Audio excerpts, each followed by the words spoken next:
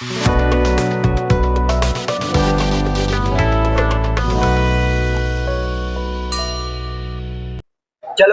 Reactant, product और reaction के nature के बेसिस पे रिएक्शंस कुछ टाइप्स के होते हैं, वैसे रिएक्शन बहुत ज्यादा टाइप्स का होता है। मतलब ये कुछ बेसिक्स टाइप्स है, जैसे combination reaction, decomposition reaction, displacement reaction. अब डिस्प्लेसमेंट रिएक्शन में हम लोग पढ़ेंगे लोग सिंगल डिस्प्लेसमेंट रिएक्शन और double displacement reaction, oxidation reaction और रिडक्शन रिएक्शन। नहीं मतलब नॉर्मली जैसे मान लो कि किसी रिएक्शन जिसमें प्रेसिपिटेट का फॉर्मेशन हुआ, वो रिएक्शन को बोल देंगे प्रेसिपिटेशन रिएक्शन। नहीं बोल देंगे कोई रिएक्शन में कंबशन हो रहा है, उसको बोल देंगे हम लोग कंबशन रिएक्शन। तो ये सब जनरल बात है, कोई स्पेशल बात ये सब नहीं है। सॉल्ट का फॉर्मेशन हो रहा है किसी रिएक्शन में, तो बोल देंगे न्यूट्रलाइजेशन रिएक्शन। समझ में रखना है, ये सब बेसिक कंसेप्ट है, लेकिन मेन बेसिक्स इतना ही टाइप्स का रिएक्शन होता है, बाकी सब इसी से निकला हुआ है, छोटे छोटा बात है। कोई रिएक्शन में आइसोमर्स का फॉर्मेशन हुआ तो आइसोमेराइजेशन रिएक्शन पढ़ेंगे, आइसोमर्स क्या है ना। तो ये सब रिएक्शन से होता है बहुत ज्यादा, लेकिन बेसिक्स इतना ही टाइप्स का रिएक्शन होता है। ये चार गो है, combination, decomposition, displacement, oxidation, reduction.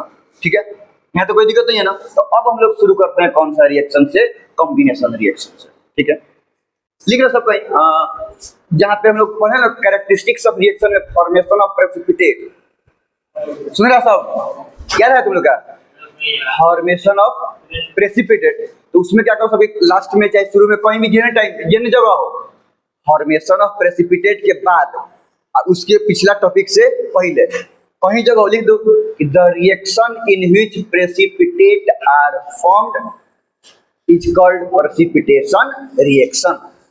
लिख देगा।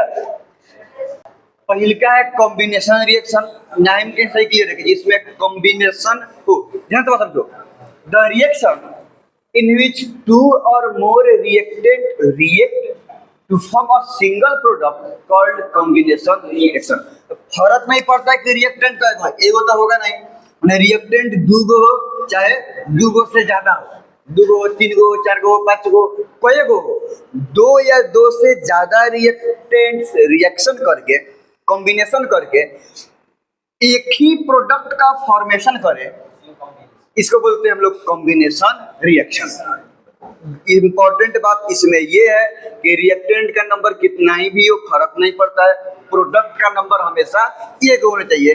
तो हम बोलेंगे कि ये सब रिएक्टेंट कंबाइन होके एगो प्रोडक्ट का फॉर्मेशन किया है, तो ऐसा रिएक्शन को बोलते हैं कॉम्बिनेशन रिएक्शन।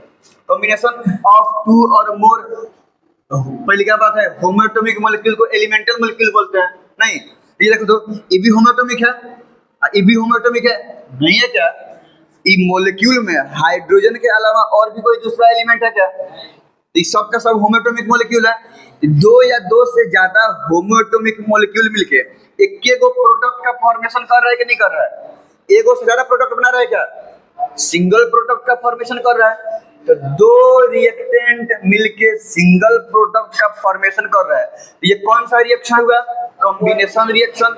और चूंकि दोनों पहले का केस है, दोनों का दोनों रिएक्टेंट होमोएटॉमिक है, होमोएटॉमिक मॉलिक्यूलर फॉर्म में है। ठीक है। सेकंड केस, जब एक होमोएटॉमिक हो और दूसरा वाला हेटेरोटॉमिक हो, माने कंपाउंड हो। कॉम्बिनेशन ऑफ बोथ, मतलब इसमें होमोएटॉमिक मॉलिक्यूल भी है और ये हेटेरोटॉमिक, और वो दोनों कंबाइन होकर सिंगल प्रोडक्ट का फॉर्मेशन कर रहा है। अब इसी की बात करते हैं, कार्बन मोनोऑक्साइड देखो, ये मॉलिक्यूल में दो गो एलिमेंट है, तो ये होमोएटॉमिक हुआ कि हेटेरोटॉमिक? तो ये हेटेरोटॉमिक है और ये क्या हुआ? होमोएटॉमिक। ये दोनों मॉलिक्यूल कंबाइन होकर कार्बन डाइऑक्साइड का फॉर्मेशन किया। इसमें यहाँ पे हेटेरोटॉमिक और ये होमोएटॉमिक, ये दोनों कंबाइन होकर इसका फॉर्मेशन किया। तो ये कॉम्बिनेशन रिएक्शन हुआ, और इसमें किसका किसका कॉम्बिनेशन हो रहा है?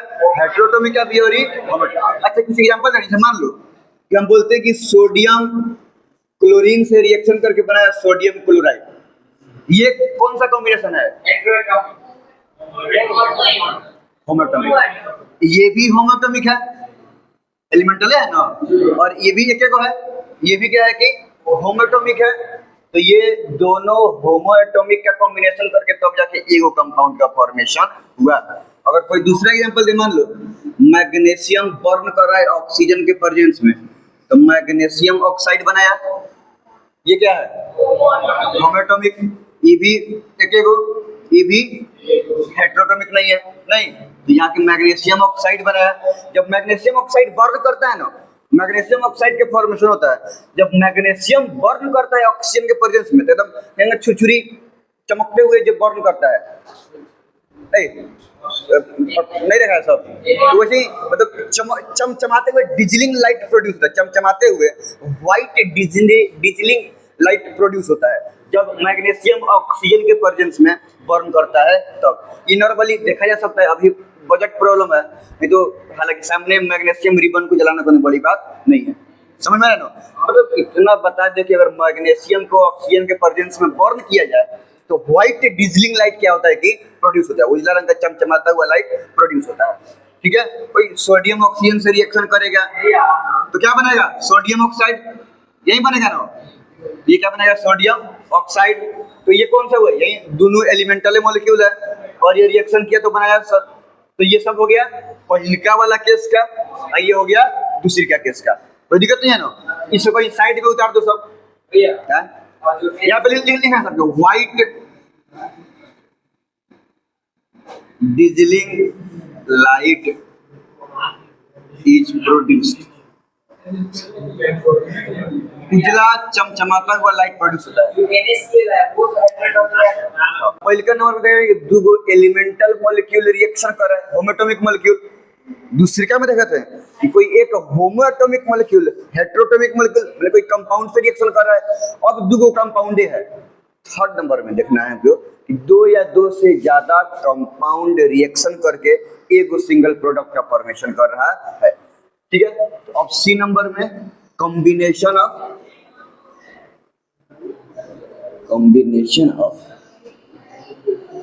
टू और मोर हेटेरोटॉमिक मॉलिक्यूल,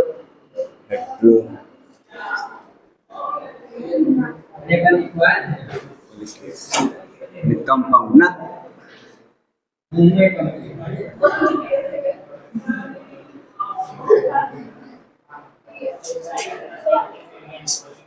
यहाँ पे जो कॉम्बिनेशन हो रहा है, हम भले लिखें दो से ज्यादा भी हो सकता है, ऐसा कोई जरूरत नहीं है। तो अगर दो या दो से ज्यादा हेटेरोटॉमिक मॉलिक्यूल, उसको कंपाउंड बोलते हैं।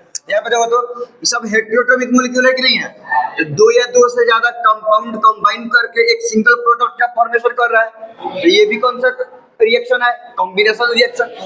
यहाँ पे अमोनिया हाइड्रोक्लोरिक एसिड के साथ कंबाइन होकर अमोनियम क्लोराइड बनाया है। कैल्शियम ऑक्साइड का कॉमन नेम क्या है, तो हमको दिखिए रहा है क्या, ये फॉर्मूला हो गया CaO, पढ़ा थे उस दिन। कैल्शियम ऑक्साइड को बोलते हैं पिक लाइन, और कैल्शियम हाइड्रोक्साइड को बोलते हैं स्लग लाइन, कैल्शियम कार्बोनेट को बोलते हैं लाइमस्टोन, याद रखना चाहिए। तो कैल्शियम ऑक्साइड रिएक्शन करता है कार्बन डाइऑक्साइड से, कैल्शियम कार्बोनेट बनाएगा, ठीक है। कैल्शियम ऑक्साइड वाटर से रिएक्शन करेगा तो कैल्शियम हाइड्रोक्साइड, और प्लस हीट लिखा है ना। खैर ये तो ठीक है कि भाई सबस्टेंस में एक एक ना सबस्टेंस बन रहा है, ये तो एनर्जी है, तो ये कौन सा रिएक्शन हो गया, कॉम्बिनेशन। और प्रोडक्ट में हीट लिखा है, मतलब ये कौन रिएक्शन है, एंडोथर्मिक या एक्सोथर्मिक। प्रोडक्ट में हीट लिखा है, मतलब हीट रिलीज हो रहा है, और जो रिएक्शन में हीट रिलीज होता है उस रिएक्शन को बोलते हैं हम लोग एक्सोथर्मिक रिएक्शन। और ये छूने पे गर्म होगा कि ठंडा, रिलीज हो रहा है, तो छुएंगे तो हीट हमारे अंदर जाएगा, गर्म महसूस होगा, ठीक है। तो ये तो था हमारा कॉम्बिनेशन रिएक्शन। अब पढ़ेंगे डिकम्पोजिशन रिएक्शन, उल्टा कॉम्बिनेशन रिएक्शन का उल्टा डिकम्पोजिशन। तो कॉम्बिनेशन में क्या हो रहा था कि दो या दो से ज्यादा सब्सटेंस रिएक्ट करके एक प्रोडक्ट बना रहा था। यहाँ एक सब्सटेंस में जब रिएक्शन होगा तो वो दो या दो से ज्यादा प्रोडक्ट का फॉर्मेशन, उल्टा है कि नहीं है, दो या दो से ज्यादा सब्सटेंस रिएक्शन करके एक प्रोडक्ट बना रहा है, तो कॉम्बिनेशन। एगो सब्सटेंस मतलब रिएक्टेंट एगो है, उसमें रिएक्शन हो रहा है तो दो या दो से ज्यादा प्रोडक्ट का फॉर्मेशन, तो टूट रहा है ना, उसमें स्प्लिटिंग हो रहा है, टूट रहा है, समझ में ना। इसी को बोलेंगे हम लोग डिकम्पोजिशन रिएक्शन। वैसा रिएक्शन जिसमें सिंगल रिएक्टेंट रिएक्ट करके सिंगल सब्सटेंस रिएक्शन करके दो या दो से ज्यादा प्रोडक्ट का फॉर्मेशन करता है, वो रिएक्शन को बोलते हैं हम लोग डिकम्पोजिशन रिएक्शन। इतना बात लिख लिया जाए, ठीक है। चलो यहीं पे लिख लो, सेकंड नंबर था ना।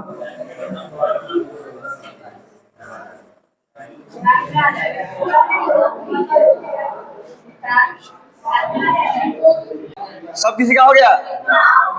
देखो, decomposition reaction, when a single reactant reacts to form two or more products, then the reaction is known as decomposition reaction। अगर एक गो रिएक्टेंट रिएक्ट करके दो या दो से ज्यादा प्रोडक्ट का फॉर्मेशन कर रहे हैं, तो इस रिएक्शन को क्या बोलेंगे? डिकम्पोजिशन। डिकम्पोज हो रहा है ना, टूट रहा है, तो इसमें रिएक्टेंट होगा एक गो, अब प्रोडक्ट होगा दो गो या दो से ज्यादा, कॉम्बिनेशन का उल्टा, ठीक है। ध्यान से देखो, ये कैल्शियम कार्बोनेट हो गया, पिछले ही वाला कॉम्बिनेशन में पढ़े थे, calcium oxide plus carbon dioxide बनाता है, बस तीर इधर से था, तो ये रिवर्सिबल रिएक्शन है, इससे ये और इससे ये बन सकता है। तो जब हम ऐसे रिएक्शन पढ़े थे कि दो गो मिलके एक गो बना रहा था, तो कॉम्बिनेशन रिएक्शन था, और जब हम ऐसे पढ़ रहे हैं तो एक गो दो गो बना रहा है, तो क्या हो गया? Decomposition reaction. माने इसको हीट किया जाएगा, तो कैल्शियम कार्बोनेट को हीट किया जाएगा, गर्म किया जाएगा, तो कैल्शियम कार्बोनेट टूट के कैल्शियम ऑक्साइड में बन जाएगा, और कार्बन डाइऑक्साइड क्या होगा कि इवॉल्व हो जाएगा। वैसे ही लीड नाइट्रेट को जब हीट किया जाएगा, स्ट्रांगली हीट किया जाएगा, जब लीड, पीबी माने लीड, NO3 माने नाइट्रेट, लीड नाइट्रेट को हीट किया जाएगा, लीड ऑक्साइड बनेगा, नाइट्रोजन डाइऑक्साइड और ऑक्सीजन गैस भी इवॉल्व होगा, ठीक है। यहाँ पे देखो, तो एक प्रोडक्ट से, सॉरी एक रिएक्टेंट से ज्यादा प्रोडक्ट बन रहा है कि नहीं बन रहा है? तो यहाँ दो प्रोडक्ट बना और यहाँ पे तीन प्रोडक्ट बना, तो एक रिएक्टेंट से दो या दो से ज्यादा प्रोडक्ट बन रहा है, तो ये सब कौन रिएक्शन हो गया? Decomposition reaction. यहाँ पर भी देखो, सोडियम हाइड्रोजन कार्बोनेट, तो क्या हो गया? सोडियम हाइड्रोजन कार्बोनेट, या इसको हाइड्रोजन को हम बाई भी बोलते हैं, इसको सोडियम बाइकार्बोनेट भी बोल सकते हैं। अच्छा, एक इंपॉर्टेंट बात, सोडियम बाइकार्बोनेट को हम लोग बेकिंग सोडा भी बोलते हैं, तो इसका कॉमन नेम हो जाएगा बेकिंग सोडा। आता है क्वेश्चन कि बेकिंग सोडा का, पिछला साल बिहार बोर्ड में दिया था ऑब्जेक्टिव में कि सोडियम बाइकार्बोनेट का कॉमन नेम क्या है? Baking soda. नहीं, ऐसे था कि बेकिंग सोडा किसका कॉमन नेम था? उसमें सोडियम बाइकार्बोनेट था, सोडियम कार्बोनेट था, दो तीन गौरी से रिलेटेड था, कोई उल्टा सीधा कोई सीधे सकता है। तो सोडियम बाइकार्बोनेट रिएक्शन, मतलब इसको भी गर्म किया जाएगा, हीट किया जाएगा, देखो सोडियम कार्बोनेट बनाएगा, कार्बन डाइऑक्साइड और वाटर बना रहा है, तो यहाँ पर भी तो एक रिएक्टेंट से ज्यादा प्रोडक्ट बन रहा है, तो ये भी कौन सा रिएक्शन हो गया? Decomposition reaction. यहाँ तो कोई दिक्कत नहीं है ना। अब हम लोग टाइप्स ऑफ डिकम्पोजिशन रिएक्शन देखते हैं इस हिसाब से कि वो किसके प्रेजेंस में टूट रहा है। अपने में तो कोई रिएक्शन ही ना करने लगेगा, रिएक्शन करने के लिए कुछ ना कुछ स्पेसिफिक कंडीशन चाहिए, और स्पेशली डिकम्पोजिशन रिएक्शन में कॉम्बिनेशन में हम मानते हैं कि दो सब्सटेंस को मिलाएंगे तो वो रिएक्शन कर लेगा, लेकिन सब्सटेंस एक एक है, तो अगर उसमें कोई स्पेसिफिक कंडीशन ना दें तो एक का एक रह जाएगा, रिएक्शन नहीं करेगा। तो कुछ ना कुछ स्पेसिफिक कंडीशन, मुझे मान लो कि अपने मन में क्या जरूरत है कैल्शियम कार्बोनेट को टूट के ये दो बनने में, चुपचाप कैल्शियम कार्बोनेट रहेगा, ये चौक हम लोग रख देना, तो चौक अपने से कैल्शियम ऑक्साइड और कार्बोनेट से थोड़े बनेगा, समझ में रहे ना। तो कौन सा स्पेसिफिक कंडीशन के प्रेजेंस में हम लोग डिकम्पोजिशन करा रहे हैं, इस हिसाब से डिकम्पोजिशन रिएक्शन को डिफरेंट टाइप्स में डिवाइड करते हैं। अगर इलेक्ट्रिसिटी के प्रेजेंस में डिकम्पोजिशन करा रहे हैं उसको बोलते हैं इलेक्ट्रोलाइटिक डिकम्पोजिशन, लाइट के प्रेजेंस में करा रहे हैं तो फोटोलाइटिक डिकम्पोजिशन, हीट के प्रेजेंस में, जैसे कि इन तीनों में हीट के प्रेजेंस में डिकम्पोजिशन हुआ था, जब हम हीट किए थे तब तो ये एक रिएक्टेंट डिकम्पोज होकर दो या दो से ज्यादा प्रोडक्ट बना था। तो अगर हीट के प्रेजेंस में रिएक्शन करा रहे हैं उसको बोलते हैं थर्मोलाइटिक डिकम्पोजिशन। थर्म का माने होता है हीट, थर्मोलाइटिक माने लाइटिक, लाइसिस स्प्लिटिंग, टूटना माने टूटना in the presence of heat, तो उसको बोलते हैं थर्मोलाइटिक डिकम्पोजिशन। लिखो भी करेंगे जस्ट, ठीक है। उसको हम लोग types of decomposition reaction, board पे अंदर हो जाएगा। हम लोग डिकम्पोजिशन पढ़ रहे हैं तो हमने क्या देखा है कि अगर हीट के प्रेजेंस में डिकम्पोजिशन हो तो थर्मोलाइटिक डिकम्पोजिशन, करंट के प्रेजेंस में, इलेक्ट्रिसिटी के प्रेजेंस में डिकम्पोजिशन हो इलेक्ट्रोलाइटिक डिकम्पोजिशन, और अगर लाइट के प्रेजेंस में तो फोटोलाइटिक डिकम्पोजिशन। लाइट को फोटो बोलते हैं, ठीक है ना। अब बात समझो, thermolytic decomposition in the presence of heat. अब कैल्शियम कार्बोनेट को हीट किए, देखो सब में रिएक्टेंट एक और है, अब प्रोडक्ट दुगो से या दुगो से ज्यादा है, कम से कम दुगो तो है, तो सब में डिकम्पोजिशन हो रहा है कि नहीं हो रहा है। तो अगर यहाँ पे हीट के प्रेजेंस में एगो से दुगो बना नहीं, वैसे हम जनरल एग्जांपल में जो लिखवाए हुए हैं, 3 गो रिएक्शन लिखवाए थे ना, वो तीनों का तीनों रिएक्शन थर्मोलाइटिक डिकम्पोजिशन का ही था। तीनों पे हीट का साइन था कि नहीं साइन था, तो तीनों का तीनों क्या था, थर्मोलाइटिक डिकम्पोजिशन वाला ही था। उसमें से एगो ही भी था, इसीलिए इसमें एक लिखवाए हैं, बाकी पिछले दोनों भी थर्मोलाइटिक डिकम्पोजिशन ही है, ठीक है। दूसरा इलेक्ट्रोलाइटिक, क्लियर है, electrolytic decomposition in the presence of electricity. Sodium chloride या एल्युमिनियम ऑक्साइड को, एल्युमिनियम ऑक्साइड के सॉल्यूशन से जब इलेक्ट्रिसिटी पास करेंगे, सोडियम क्लोराइड, सोडियम अलग, क्लोरीन अलग, इसमें एल्युमिनियम अलग, ऑक्सीजन अलग, डिकम्पोजिशन हो रहा है कि नहीं हो रहा है इलेक्ट्रिसिटी के प्रेजेंस में। इसके बारे में तो देखबे करना है। जब वाटर, प्योर वाटर से इलेक्ट्रिसिटी पास नहीं करता है, समझ में आ रहा है ना। प्योर एसिड हो, pure base, pure salt, pure water से इलेक्ट्रिसिटी पास नहीं करता है। जब प्योर वाटर में थोड़ा सा ही सही कोई आयंस मिला दें, हम एसिड मिला दें या बेस मिला दें या सॉल्ट मिला दें, तो वो सॉल्यूशन इलेक्ट्रिसिटी को पास कराने लगेगा, अब वो सॉल्यूशन इलेक्ट्रोलाइटिक बन जाएगा, ठीक है। तो प्योर वाटर ही नहीं है, वाटर में कौन ना कौन आयंस प्रेजेंट है, तो प्योर नहीं है। तो वाटर से जब इलेक्ट्रिसिटी पास होगा तो हाइड्रोजन गैस अलग उड़ जाएगा, बबल्स बन के गैस बन के, ऑक्सीजन गैस क्या होगा कि अलग उड़ जाएगा। ऐसा नहीं है कि H2O वेपर बन के उड़ जाएगा, तो हम पानी को गर्म करेंगे तो H2O वेपर बन के क्या होता है कि उड़ जाता है, तो वहां पे केमिकल चेंज नहीं हुआ। वाटर जो लिक्विड है वो भी H2O ही है, जो उड़ रहा है वेपर, वो वेपर भी क्या है कि H2O ही है, वहां पर भी वो भी क्या है कि H2O ही है। बस अंतर ये है कि स्टेट में कन्वर्जन हुआ है, गर्म करने पर लिक्विड स्टेट से गैसियस स्टेट में कन्वर्ट हो गया, बस इतना ही हुआ है। तो वो फिजिकल चेंज है, केमिकल चेंज नहीं है। यहाँ पे क्या हो रहा है कि H2O जब उड़ रहा है तो H2O वेपर गैस बनकर नहीं उड़ रहा है, हाँ, H2 गैस अलग, O2 गैस अलग, स्प्लिट डिकम्पोजिशन हो रहा है, तो यहाँ पे केमिकल चेंज हो रहा है। समझ में आ रहा है कि नहीं आ रहा है। तो वहां पे वेपर हो चाहे लिक्विड हो, H2O ही है, मॉलिक्यूल का केमिकल प्रॉपर्टी यही रहेगा। यहाँ पे इसका प्रॉपर्टी अलग, इसका प्रॉपर्टी, प्रोडक्ट है ना, न्यू केमिकल प्रॉपर्टी, इसके प्रॉपर्टी से इसका प्रॉपर्टी मैच नहीं करेगा, ठीक है। हाँ, जब भी हम वो कराते हैं पढ़ना, जैसे मान लो कि हम बीकर ले लिए, अब बीकर में भर दिए वाटर, आयंस वाला कुछ भी मिला दो, इसको इलेक्ट्रोलाइटिक, इसमें हम लोग क्या भर लिए लोग, वाटर, और इसमें 2 इलेक्ट्रोड लगा दो, ठीक है। एक बैटरी है, मान लो कि हम ऐसे ही बैटरी बना देते हैं, एगो बैटरी के पॉजिटिव टर्मिनल है, एगो बैटरी के मान लो कि नेगेटिव, वैसे एक्सप्लेन करके पढ़ेंगे हम लोग। तो इसको मान लो कि जोड़ दिए पॉजिटिव टर्मिनल से और इसको जोड़ दिए हम लोग नेगेटिव टर्मिनल से, तो इतना तो पता है कि वाटर में आयंस है तो इलेक्ट्रिसिटी पास होगा और करंट जाता है पॉजिटिव से नेगेटिव की तरफ, तो पॉजिटिव है ना, इन्हें से निकलेगा, यहाँ से यहाँ के बीच में पानी है ना, तो वाटर से होते हुए इसमें जाएगा और फिर यहाँ से निगेटिव की तरफ चला जाएगा, होगा कि नहीं होगा।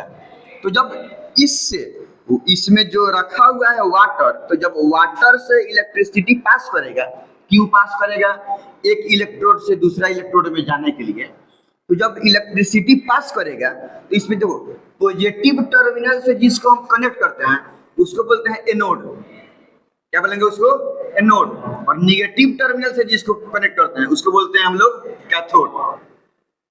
तो हम लोग देखते ही हैं कि एनोड से यहाँ पे बबल्स चिपका हुआ रहेगा, मतलब पानी जैसे जैसे इलेक्ट्रिसिटी पास करेगा वैसे वैसे पानी क्या होगा कि कम होगा, क्योंकि पानी वेपर बनकर नहीं हो रहा है, पानी H2 गैस और O2 गैस बनकर क्या होगा कि उड़ जाएगा, तो पानी नहीं रहेगा ना। तो एनोड के पे बबल्स दिखाई देगा, वो बबल्स रहेगा ऑक्सीजन गैस का, और यहाँ पे इसके साथ ऑक्सीजन गैस बबल्स बन के उड़ जाएगा, और कैथोड पे बबल्स रहेगा किसका, हाइड्रोजन गैस का, तो यहाँ से हाइड्रोजन गैस उड़ जाएगा। तो एनोड से ऑक्सीजन गैस का इवोल्यूशन होता है, और कैथोड समझता है सब लोग, निगेटिव टर्मिनल, तो कैथोड से हाइड्रोजन गैस का इवोल्यूशन होता है। याद रहेगा, यही तो हम लोग पढ़ते हैं इलेक्ट्रोलाइसिस में, ठीक है। Chemical effect of electric current हम लोग क्लास 8 में पढ़े थे लोग। Chemical effect of electric current, electricity के प्रेजेंस में इलेक्ट्रोलाइट का केमिकल चेंज होता है, ठीक है। आगे फोटोलाइटिक डिकम्पोजिशन, नाम से ही क्लियर है कि डिकम्पोजिशन किसके प्रेजेंस में, लाइट के प्रेजेंस में। जब भी सिल्वर क्लोराइड या सिल्वर ब्रोमाइड से ब्रोमाइड पर लाइट पड़ता है, यहाँ पर भी सनलाइट छूट गया है, ठीक है। सिल्वर क्लोराइड या सिल्वर ब्रोमाइड पर सनलाइट पड़ता है तो सिल्वर क्लोराइड कन्वर्ट हो जाएगा सिल्वर और क्लोरीन गैस में। सिल्वर तो सॉलिड है, ये गैस है, और सिल्वर ब्रोमाइड कन्वर्ट हो जाएगा सिल्वर और ब्रोमीन गैस में। याद रहेगा, कोई दिक्कत नहीं है ना। तो सिल्वर में और ब्रोमीन में क्या होगा कि कन्वर्ट हो जाएगा। तो ये दोनों डिकम्पोज किसके प्रेजेंस में हो रहा है, लाइट के प्रेजेंस में। तो इनके डिकम्पोजिशन रिएक्शन को बोलेंगे photolytic decomposition reaction. Decomposition reaction देखो ज्यादातर बन क्या रहा है, सोडियम बन रहा है कि नहीं बन रहा है, अल्युमिनियम बन रहा है, बोलो।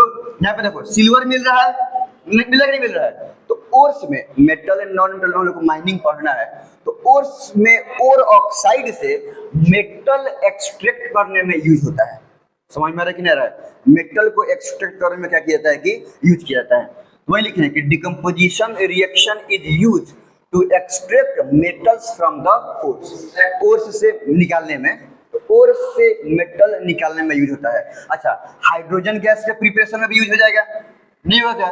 क्लोरीन गैस और कोई काम से बनाना होगा तो उसके प्रिपरेशन में भी यूज हो जाएगा। कहीं ऑक्सीजन चाहिए तो ऑक्सीजन के प्रिपरेशन में भी यूज हो जाएगा। तो ये सब के बनाने के में भी क्या होता है कि डिकम्पोजिशन रिएक्शन से हम लोग ये सब चीज को बनाते हैं, ठीक है। दूसरी digestion of food is also, हम लोग फूड खाते हैं तो कॉम्प्लेक्स फॉर्म है फूड का, वो कन्वर्ट होता है किस चीज में, ग्लूकोज में। नहीं पता है क्या, हम लोग जब फूड खाते हैं वो क्या रहता है, स्टार्च, वो कन्वर्ट होगा ग्लूकोज में। तो ग्लूकोज सिंपल शुगर है, स्टार्च कॉम्प्लेक्स शुगर है। नहीं, प्रोटीन वो भी कॉम्प्लेक्स है, वो कन्वर्ट होता है अमीनो एसिड में, फैट्स फैटी एसिड ग्लिसरॉल में। तो ये जब उतना कॉम्प्लेक्स से माने बहुत पॉलीमर बहुत ज्यादा यूनिट का है, वहां से एक यूनिट में मोनोमर में कन्वर्ट हो जा रहा है, तो डिकम्पोजिशन हो रहा है, तो टूट के एक यूनिट में आ जा रहा है। तो फूड का डाइजेशन होना भी कौन सा रिएक्शन होता है, डिकम्पोजिशन रिएक्शन। कॉम्प्लेक्स से सिंपलर फॉर्म में कन्वर्ट होता है। यहाँ तो कोई दिक्कत नहीं है ना। नेक्स्ट क्लास में हम लोग पढ़ा जाएगा, अब क्या बच गया, डिस्प्लेसमेंट रिएक्शन।